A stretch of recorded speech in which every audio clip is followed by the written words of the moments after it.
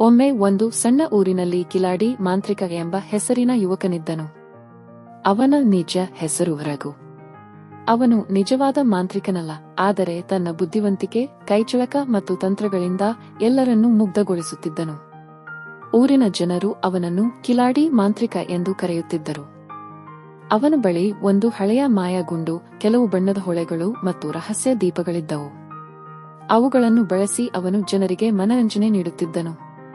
ಒಂದು ದಿನ ಊರಿನ ದುರಾಸೆಯ ರಾಜ ಭೂಮಿ ಅಪಹರಿಸಲು ಬಂದನು.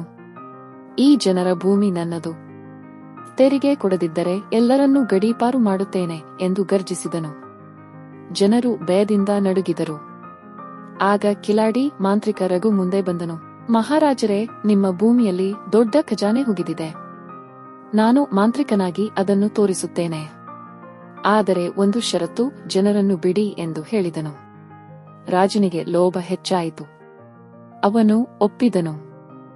ರಾತ್ರಿ ಕತ್ತಲಲ್ಲಿ ರಘು ತನ್ನ ತಂತ್ರಗಳನ್ನು ಬಳಸಿದನು. ಹಸಿರು ಬಣ್ಣದ ಹೊಳೆಗಳು ಮತ್ತು ರಹಸ್ಯ ದೀಪಗಳಿಂದ ಭೂಮಿಯಲ್ಲಿ ಬೆಳಕು ಹೊಳೆಯಿತು.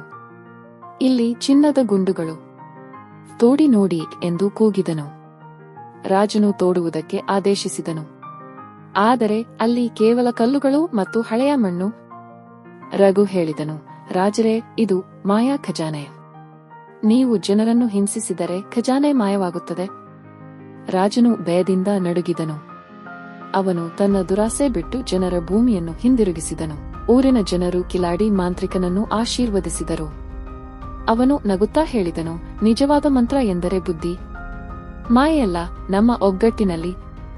ಹೀಗೆ ಕಿಲಾಡಿ ಮಾಂತ್ರಿಕನ ತಂತ್ರದಿಂದ ಊರು ಸುಖವಾಗಿ ಬಾಳಿತು. ಅವನ ಕತೆ ಇಂದಿಗೂ ಜನರ ಮನದಲ್ಲಿ ಉಳಿದಿದೆ. ಬುದ್ಧಿವಂತಿಕೆಯೇ ನಿಜವಾದ ಮಂತ್ರ ಎಂದು.